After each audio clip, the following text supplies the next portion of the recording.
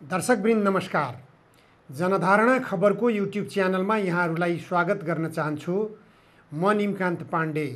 आज 2080 असोज 2 गते मङ्गलबार प्रधानमन्त्री पुष्पकमल दाहालले अति कम विकसित राष्ट्रहरूको प्रतिनिधित्व गर्दै अथवा ती राष्ट्रहरूको अध्यक्षको हैसियतले संयुक्त राष्ट्रसङ्घको महासभामा सम्बोधन गर्नुभएको छ।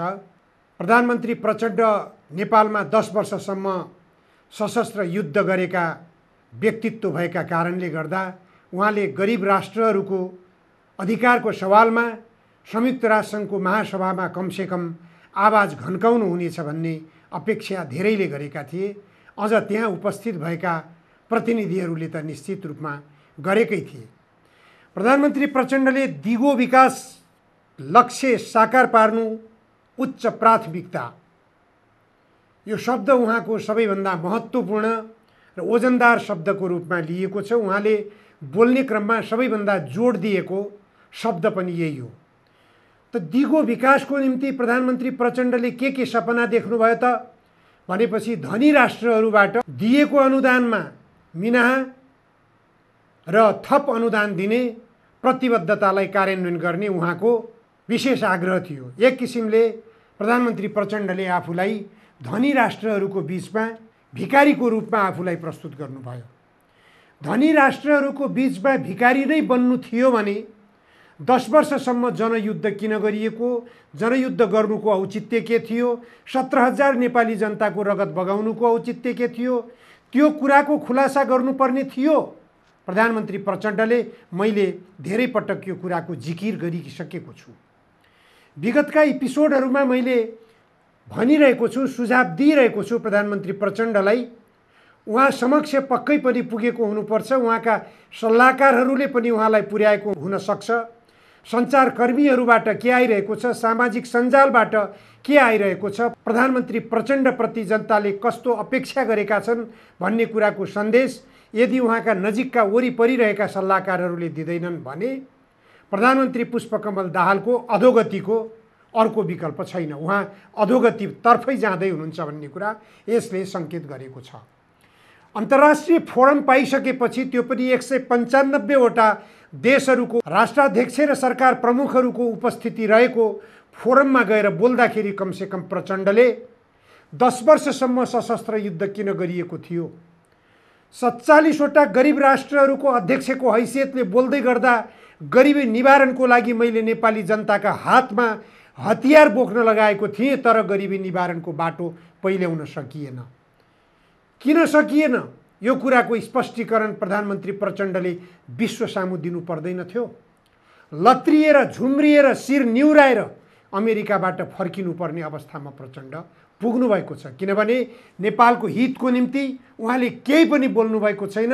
उहाँलाई लागेको छ मलाई हेगमा लगेर झुन्ड्याउँछन् यदि मैले नेपालमा भएको 10 वर्षीय सशस्त्र युद्धको अथवा जसलाई जनयुद्ध भनेर नामाङ्करण गरिएको थियो त्यो जनयुद्धको पक्ष पोषण गरेर यदि म बोलेँ भने मलाई हेगमा लगेर झुन्ड्याउने छन् भन्ने त्रासले उहाँको मानसिकतालाई तल झारेको थियो। त्यसकारण उहाँ बोल्न सक्नु भएन भनेर निष्कर्ष निकाल्न सकिन्छ। प्रधानमन्त्री पुष्पकमल दाहाल प्रचण्डले अति कम विकसित मुलुकहरूको समस्या के हो, जे समस्या नेपालको हो त्यही हो। नेपालको समस्या के हो, वैदेशिक रोजगारीमा बलिया पाखुरा सप्लाई गर्नु नेपालको समस्या समाधानको बाटो हो। निश्चित रूपमा नेपालको समस्या रोजगारी अभाव हो। रोजगारीको अभाव किन भयो, देशमा उद्योगहरू स्थापना हुन सकेनन्, माफियाले देशलाई कङ्गाल बनाए, उत्पादनमा वृद्धि गराउन सकिएन, बलिया पाखुराहरू विदेशतिर पठाउन बाध्यता भयो, रोजगारी देशभित्र सिर्जना गर्न सकिएन। यो समस्या समाधानको निम्ति पुष्पकमल दाहाल प्रचण्डले भिख माग्ने कि अधिकार प्राप्तिको निम्ति आवाज घन्काउने। उहाँलाई अति कम विकसित राष्ट्रहरूको समर्थन प्राप्त थियो। अति कम विकसित राष्ट्रहरूको समस्या के हो, जे समस्या नेपालको हो त्यही समस्या अति कम विकसित सबै मुलुकहरूको हो।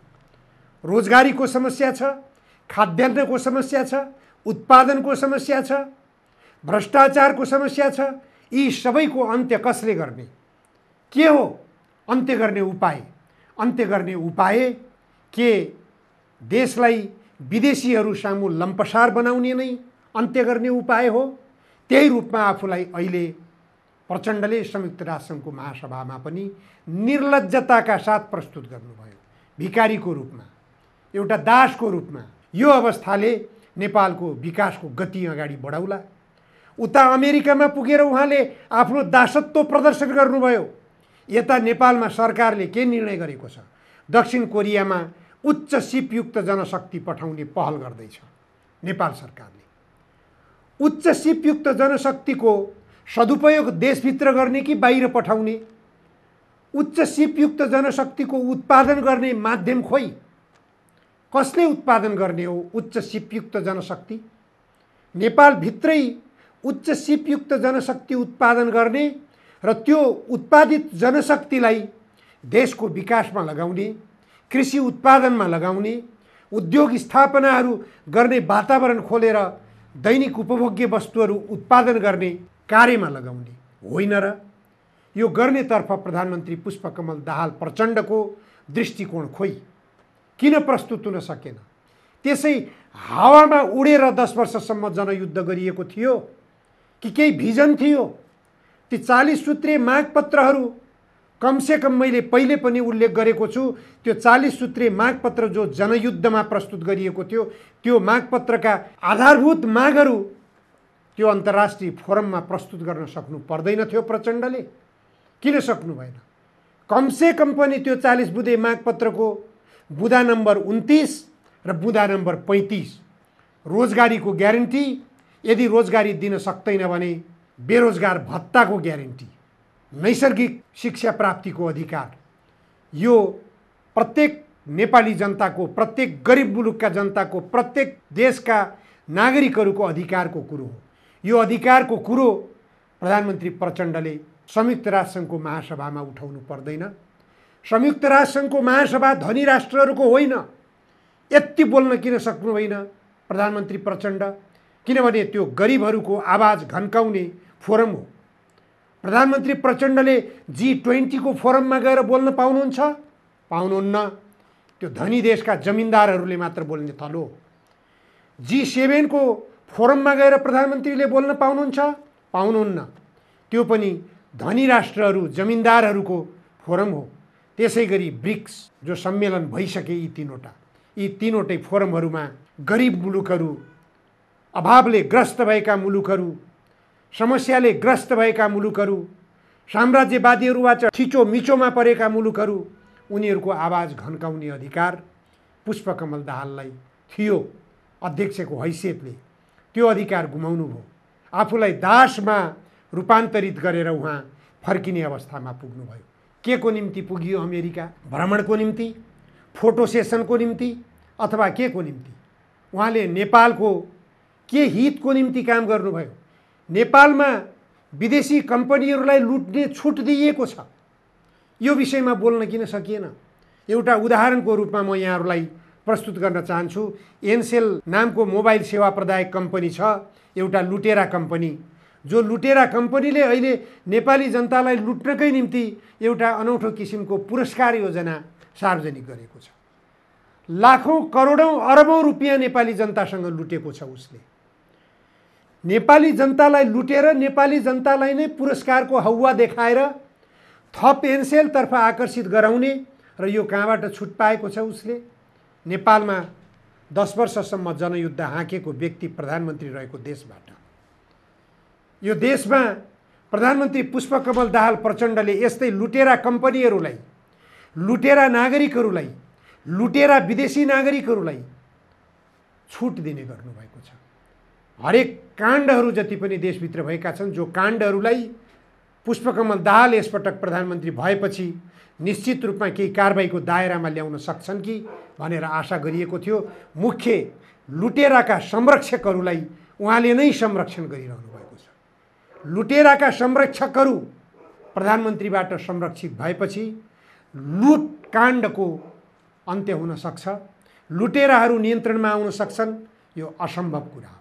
त्यसकारण प्रधानमन्त्री पुष्पकमल दाहाल प्रचण्डले नेपाललाई थप दुर्गतिको बाटोतर्फ लैजाँदै हुनुहुन्छ भन्ने सन्देश दिने गरिकन अमेरिकाको संयुक्त राष्ट्र महासभामा आफूलाई प्रस्तुत गरेर आउनुभएको छ।